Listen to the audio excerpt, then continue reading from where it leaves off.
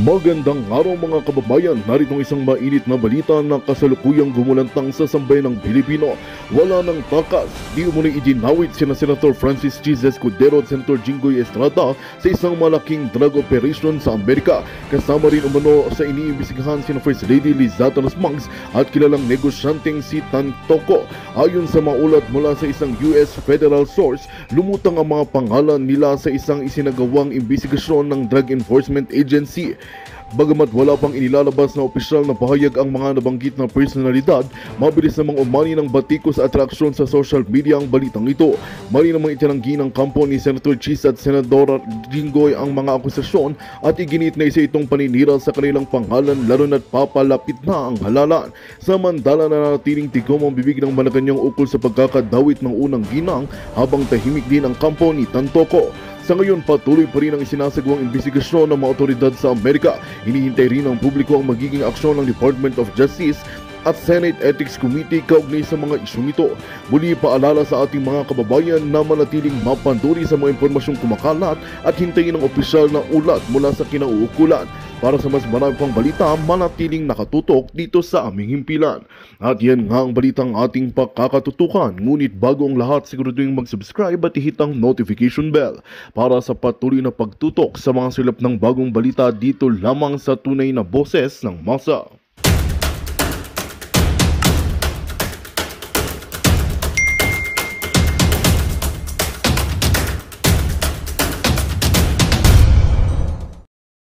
Meron kaming partial committee report. Pero kayo, Senator Amy, nanalo ka na't lahat-lahat. Wala pa rin committee report na hinahanap din ng ating mga kababayan. Ninunahan mo pa yung pagkakaso kay Boy Optics eh. It's all about the optics, ika nga. Ayun na nga mga kababayan, bago wala nang yan mga kababayan, siyang like at siyang subscribe. Masaya na ho tayo dyan. At sa mga gusto sumali sa ating committee, yung join button, nandyan lang ho sa baba. Sa mga hindi nila malaman kung nakasubscribe na sila o hindi pa, scan nyo lang ho yung QR code na yan at malalaman nyo kung nakasubscribe na kayo o hindi. Hindi pa. Eto, viral pa rin ako sa mundo ng social media. Etong pagkagorgor nitong si Paulo Tantoco dyan sa Estados Unidos. Ito ho ang mga report ngayong araw kaugnay dyan sa balita na yan. Yung game. Alamin natin yan sa Agenda Weekend Report ni Ivy Reyes. Nako, yan ho. Namatay sa cocaine overdose si Restance Corporation Yare. Air Paulo Tantoco noong Marso.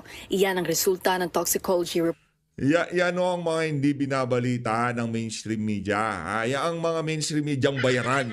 Pero pasalamatan natin ang Billionaire News Channel. Palakpakan naman natin ha. Yan, laging ang Billionaire na yan. Sila yung nagbabalita doon sa mga mabibigat na ibalita. Sila din yung mga nagtatanong doon sa mga mabibigat na katanungan ngayong mga panahon na to. Kaya palakpakan natin ang Billionaire News Channel. GMA, News 5, ABS, nag-publish sila ng article maya-maya dahil siguro yung mga boss nila merong ano dyan, ika nga, merong nalalaman o kung ano pa man dyan sa nangyari na yan dito kay, ano pangalan to? Paulo Tantoco. Tuloy Report natin. ito ayon sa Los Angeles County Coroner's Office. 4 na buwan ang mapabalita ang pagpanaw nito noong March 9 Philippine Time, listed as significant condition ang posibleng komplikasyon sa puso sa accidental death ni Tantoco. Ayon sa Hollywood LA News, kasama si Tantoco sa entourage ni First Lady Liza Araneta Marcos nang ipagdiwang nito ang Manila International Film Festival sa Beverly Hilton Hotel. Sa isang video sa social media account ng First Lady, Anak ng Towa, ipinagdiwang ang Manila Film Festival sa Estados Unidos. Ano nangyari? Ayun, meron na gurgur. Anong dahilan ng pagkagurgur? Na-overdose sa Coca-Cola. Yan ang problema. Sobrang pagbabalat kayo ng administrasyon. Malamang sa malamang, ang pakay lang talaga ng mga yan, mag-Coca-Cola dyan sa Estados Unidos. Gumastos pa kayo ng kamahal-mahal, pwede naman kayo dito sa Pilipinas. O baka kung sa Pilipinas nyo pa ginawa yan, walang ganyang report na nangyari. Kung nadali man dito yung Tantoco na yan, Tantoco. sorry, nakakaano natin So, di ba? Kung dito nangyari yan, malamang sa malamang, hindi lang total media blackout, walang medical legal, walang kung ano pa man sa bagay. Ika nga natin, ang Diyos ng tadhana ang magpapatumba o magpapatahimik o sisira sa pangarap nitong walang iyang pamilya na to. Ika nga. O, tuloy. Present sa MIFF celebration, sina Senate President Cheese Escudero, Nako. Senate Pro Tempore Jingo Estrada, Nako po. Tourism Secretary Cristina Frasco, Kasama ka pala dyan, Senator Jinggoy. Kasama ka pala dyan, SP Cheese. Anak ng Petra Garapata, yan na nga ba sinasabi natin? Tuloy natin. MDA Chairman Romando Artes at iba't ibang Pinoy celebrities. Noong Mayo, pinabulaanan ng Malacanang ang mga aligasyon ni Vice President Sara Duterte na involved ang First Lady sa pagkamatay ni Tantoco. Sa kanya pala nang galing ang fake news. Nako. Siya pala ang source ng fake news na ito na pinapakalat. Kumalat kasi ang haka-haka online na na-dictate sa Los Angeles CFL na ayon sa mga fact-checker ay distorted at manipulated photos and videos. Tandaan po Sa tingin niyo ho ba mga kababayan, ito hinihintay ko to. Mamaya. Mga natin. Sa tingin niyo ho ba mga kababayan, kailangan natin tanungin si Jinggoy at itong si Cheese. Kasi kasama sila eh. Nako po. natin, dumating si First Lady sa Pilipinas, March 10, Nako. 2025. Kung gusto niya pong alamin yan bilang Vice Presidente, may records po yan.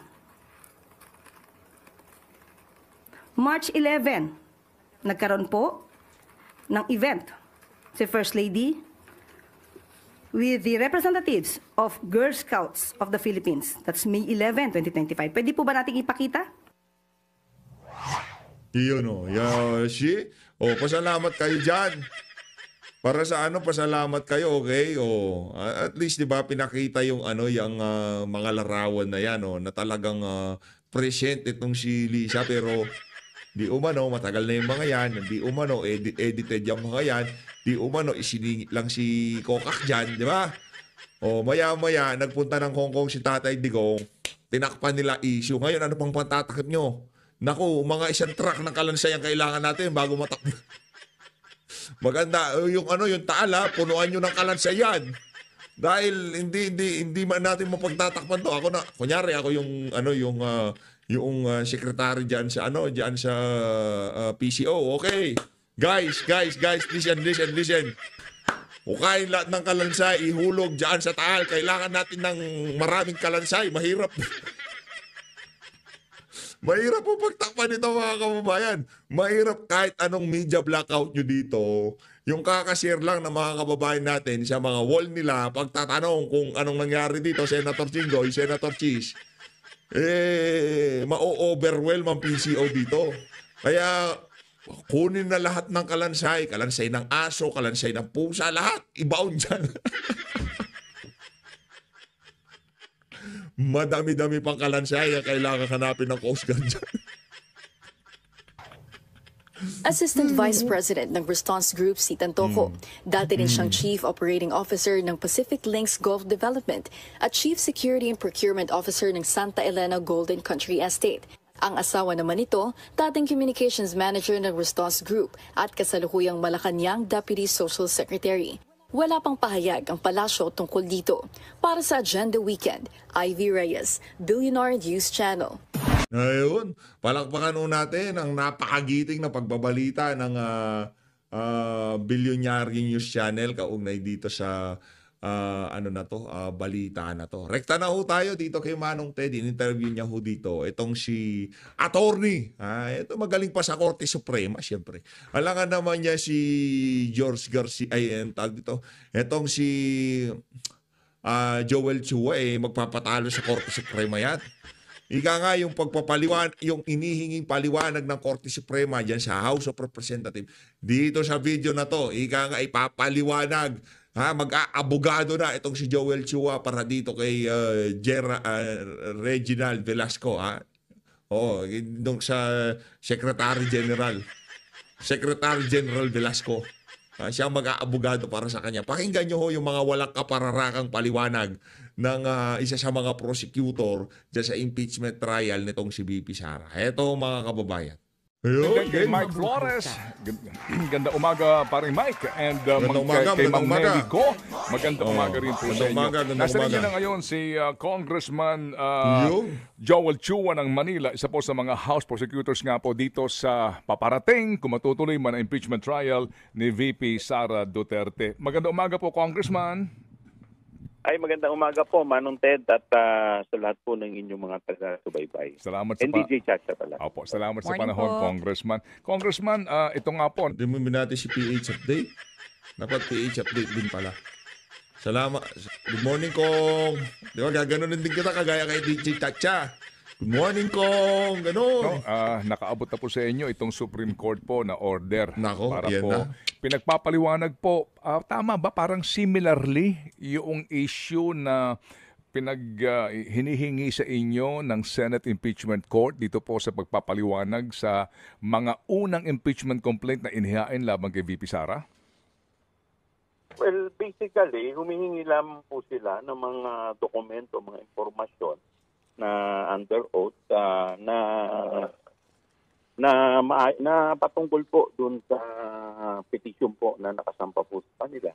Kagaya po ng status ng unang tatlong complaints ng mga private citizen. So, yung mga exact date po kung kailan yung mga complaint na na-file ng mga private citizen. So, siguro yung aking kung paniniwala yung mga chronological of event at mga dokumento na relevant Yan, tama, po para po sa kanilang Oh. pagdidesisyon. Hindi. Nalito din ng kasi ang meron kayong rules, di ba? Merong rules sa impeachment. Ha? Pagka natanggap yung impeachment complaint, nakalagay doon sa rules, immediately idalhin sa tanggapan ni speaker o kung ano pa man dapat gawin diyan. Alam nyo kaya pinagpapaliwanag kayo dahil nakitaan kayo ng kakulangan ng Korte Suprema. Alam naman ho natin yung mga pagdating sa mga ganyang klaseng rules, yung korte ho talagang dyan, hindi ho pwedeng mabali yan, ika nga. Ginawa yung rules na yan para sundin, ika nga. Singil kayo ng singil sa forthwith, di ba? Pero yung immediately, di nyo naman alam ibig sabihin. Noong napunta dyan sa Senado, gusto nyo immediately. Pero gusto nyo forthwith. Trial agad. Pero yung immediately, nung pagtanggap nitong si Reginald Velasco, hindi immediately binigay kay Tambaluslos. Hinintay pa niya yung tatlong impeachment complaint. Anak ng toko. Diyan tayo nagkakaproblema. Diyan kayo mabubutasan ng Korte Suprema. Ika nga. Troy. Congressman, yung pong mga hinihingi na yan ng mga petsa, doon sa paghahain ng impeachment, mga kasi apat nga po ito, yun hong mga bagay na yon hindi ba ho nakababahala sa punto ng mukhang may nasisilip? Nako. Sa akin po, wala naman po kung nakikitang kabahala. Di naman ikaw si Reginald. Parte lamang Tama ka ng ba? proseso para makapag-desisyon po ng maayos ang ating mga maestrado dahil ito po ay mga impormasyon na siyempre magbabase po sa petisyon po na isinampa po sa kanila. Opo. Kasi nga yung status daw nung first 3 complaints filed by private citizen. So, Congressman, sino po ang sasagot po dito officially po sa petition na ito na itong order na ito ng Supreme Court? Mayroon pong parte dito na sasagutin ng House at mayroon din pong parte dito na sasagutin po ng Senado. Opo. And then sa House po, House bilang ho ba ito o katuwang po ninyo ang tanggapan po ng Solicitor General? Ang pagkakaalam ko po kasi yung sa amin po sa House po ito mismo ibinigay eh. So ito po mga dokumentong to ay ang tanging makakasagot dito ay ang House po. Opo. At dito po sir sa isyong ito, I hope you don't mind me asking kasi ang pinag-uusapan nga po dito ay yung pong inihain na una ng mga impeachment complaint. Hindi po ba, kung magugunita natin, Congressman, bago po itong fourth impeachment complaint na dumaan nga po doon sa mas mabilis na proseso, no? Yung Yan, kinakailangan pong Yun ang inano nila, yun ang immediately nila. Wala nang nagbutuhan, automatic, pirmahan na. O yun nga ang iba, sinabi ni Senadante, o paano ba yan? O papatawag kita sa Senado dahil isa ka sa mga pumirma. Paliwanag mo sa amin kung anong laman noong complaint labang kay BP. Articles of impeachment. O hindi, wag naman ako, wag naman.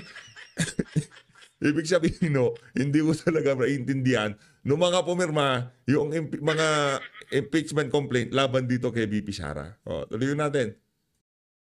Thirds po lamang ng boto, kaya po na-idiretso na po ito as articles of impeachment. Hindi na po dumaan sa hearing ng Committee on Justice kasi nga po ito na po yung kumbaga fastest mode na legal naman.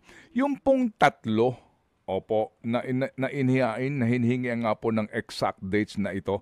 Ano ba ang rule ng House kapag po tinanggap ng SecGen yung pong impeachment complaint either coming from a member of Congress, verified complaint, or a private citizen pero po meron siyang endorsement ng congressman?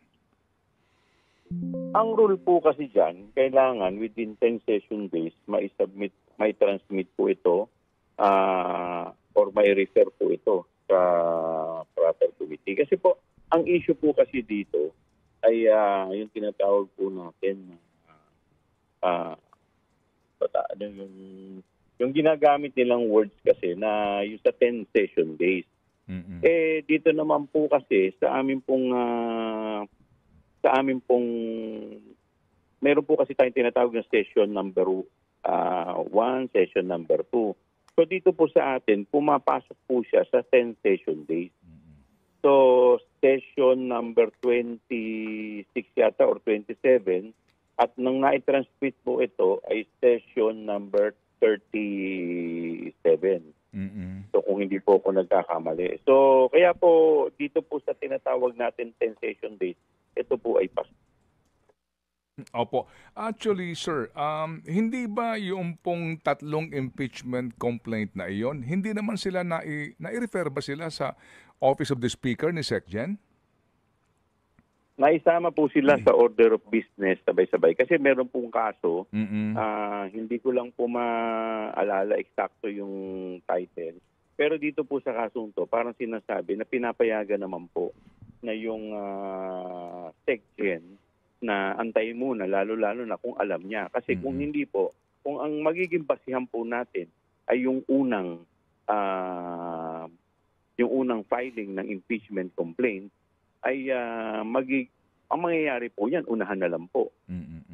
Opo. Sige, paliwanag so, klaruhin mo. ko lang. Dito po sa case at bar ngayon, Congressman, dito po sa case at bar na ito, yung pong tatlo na nauna na i-refer on record sa Speaker of the House and the Speaker referred it correspondingly sa Committee on Justice? Sa order of business po ng plenaryo. Opo. Kasi So nga po, hindi po sila na-refer pa sa Committee on I Justice see. Mm. dahil wala pong referral. Kaya hindi po natin po pwedeng masabi na kompleto po yung Proseso. initiation. Hindi talaga rinifer. Hindi talaga rinifer. Nagpabida muna na ang daming impeachment complaint laban kay Sara. Imbis na nakabuti yung ginawa nila na yon, mas nakasama pa dyan sa issue ng impeachment laban dito kay VP. Yan ang problema sa inyo dyan sa House. Masyado kayo mga bida-bida. Yung initiation. Oo, kasi doon po nagkakatalo. Kailan ba? Sige po. So, Okay. Congressman Joel, can you educate us, according to your rules and according to the Supreme Court jurisprudence po dito, when is an impeachment complaint deemed initiated? Dalawa po yan. Unang-una po, kailangan po magkaroon po ng filing at pangalawa po, kailangan mai-refer po to sa proper committee. Kasi dalawang klase po ang proseso. Ang proseso po niyan, unang-una, ay ito po yung tinatawag natin na committee, dadaan po sa committee level. Yung isa Sige. pong proseso, yung tinatawag po natin na house action. Oh, yes, sir. Okay, doon sa committee level, kailangan po, dapat yan, meron pong, para makumpleto po yan, kailangan may referral sa Committee on Justice. So, ito pong route na pinasok po ng dito po sa impeachment po ni Vice President Sara, ito po yung House action. Opo. Yung nga yung amin na ipaliwanag. Which is nasa rules po yan at saka nasa Yes, Constitution. opo. I mean, klaro po yun. 2/3 lang po ang kailangan dito. You got more Yes than 2/3 nga. Yes. Ito rin po yung dinaanan nung panahon din po ng dating Pangulong Estrada, no? Yung that process. Tama po kayo. Okay. So balikan ko Tama lang yung isang mode, no? Okay. Kasi po dito, no, I think dito po ang magiging contentious issue kasi ang sabi po dito, no. Opo. Yung pong filing and referral of verified complaint, no. Basahin ko po, Congressman. Ito po yung House rules ninyo, ha, opo. A verified complaint for impeachment by a member of the House or by any citizen upon a resolution of endorsement by any member thereof shall be filed with the office of the Secretary General and immediately referred to the Yari. Speaker. Oh, Okay. ginawa niyo. So, yeah, opo. And then, Oh, teka. Pasagutin muna natin siya. Ginawa ba ni Sec Jen yun? Na immediately. Ginawa ba yun? Forthwith kayo ng forthwith. Oh, yan, nasilipan kayo nga na yung Korte Suprema. Sinasabi ng Korte Suprema, yun dapat ang forthwith. Yun dapat ang immediately. Hindi sila gumamit na mabulaklak na salita diyan sa ano na yan, diyan sa proseso na yan. Dahil yan talaga ang dapat na immediately. Yung forthwith, sabi nyo, gusto nyo bilisan. Pero noong sinumite, tinanggap nitong si Sec Jan Velasco, yung unang impeachment complaint, dapat pala hindi man forthwith yung ginamit na salita eh. Hindi man forthwith eh. Okay lang sana kung forthwith yan. Flexible, ika nga nitong si Justice Ascuna, di ba? Oh. Ay sinabi, ginawa ba yung immediately? Yun ang problema natin. Kasi kung ginawa yung immediately, una na yon. Kasi pagka ginawa yung immediately, okay, naipasa na, stop na yon, wala na pwedeng tanggaping impeachment complaint. One impeachment complaint kada 1 taon lang. Hindi nila rinifer kasi magpapa-optic pa sila. Yan tuloy, nabutasan sila. Actually, doon pa lang sa pagtanggap ni Sec Jen Velasco, dapat stop na doon. Lahat ng susunod doon sa unang impeachment complaint, wala na dapat. Kasi nag-umpisa na yung 1 year pagkatanggap ni Sec Jen ng impeachment complaint. Yun ang pagkakaintindi natin. At marami sa mga abogado, yun ang pagkakaintindi nila. Maging yung napakahusay na abogado na si Rodante Marcoleta, yun din ang pagkakaintindi niya. then, an impeachment complaint is verified by an affidavit that the complainant has read the complaint and that the allegations therein are true and correct of his personal knowledge or based on authentic records. An impeachment complaint required to be verified which contains a verification based on information and belief or upon knowledge, information and belief or lacks a proper verification shall be treated as an unsigned impeachment complaint. Yan po, klaro yan, ha? The Speaker shall have it included in the order of business within 10 session days from receipt and shall then be referred to the Committee on Justice within 3 session days. Okay, so klaro po ito, no? So klaro po ito, sabi nga ninyo. Sabi nitong si Manong Ted, pagka hindi mo naiintindihan yan, talagang tambalus-lus ka na lang. 'Di ba? Klaro ho ito na immediately. Nagbilang kayo, mukha naman pong hindi siya sumakto doon po sa tama sa bilang ng Pasok po siya doon sa 10 session days. Opo, pasok sa 10 session days pero hindi na i-refer sa Committee on Justice, tama? Tama po. Okay, sige. So ito ngayon tanong, mukhang dito po yata ang yung Problema. bakit daw inupuan ng Sec Gen yung mga complaints at hindi siya forthwith. Kung baka gagamitin ko, Congress. Palitan na yan si Sec Jen. Tumanda na yan dyan sa House of Representatives. Wala pa rin anak ng tokwa. Yung Sec Jen na yan, panahon ni Tatay Digong, dami na. Namuti na lang ang buhok niya sa ilong. Nandyan pa rin yung walang yung... Di ba? Mayaman na ho kayo. Secgen Velasco, umalis na ho kayo dyan. Utang na loob. Langya kayo. Congressman, bakit hindi immediately refer to the Speaker upon receipt of the complaint? Meron po kasing kaso, yung nga po yung binabanggit ko po sa inyo kanina, hindi ko lang maalala yung kaso no, na title, kung saan sinasabi po dito na yung SecGen hindi naman kailangan, pag final po sa kanya, kailangan automatic ibigay niya. Dahil lalo pat po kung alam po niya na may mga susunod pang mga complaint na isasubmit. Sige lang. Dahil kung ganun po ang Depensa ng mangyayari po niyan, kada bigay na lang po niya, kada Tanggap. may magpa-file na lang po, tanggap na lang po siya, ibibigay niya, doon na, kung yun po ang magiging basihan natin ng 1-year ban rule, di paunahan na lang po yan. Opo. So dito po kasi ang sinasabi naman po dito, wala naman pong bilang. Bagamat ang sinasabi po dito, ang bilang ng binabanggit lamang dito ay yung 10 session days. Opo. So yun po, so kumbaga po, Congressman, kinaklaro po ninyo na yung SecGen, nung tinanggap niya itong mga paunang complaints na ito, hindi niya muna ito inaksyonan, hango din sa kanyang kapangyarihan bilang SecGen sa panahon na iyon. Well, yung SecGen po siguro makakasagot po niyan, but I can only assume na dahil may mga noong time na yun, nung may nag-file po ng una, may mga nagsalita na po na may magpa-file din eh. Kaya kumbaga may mga, kung ang gagawin po niya, so ang inassume ko, ginather niya muna lahat. In fact, meron pa yatang isang nagsalita na magpa-file pero hindi na umabot. Opo.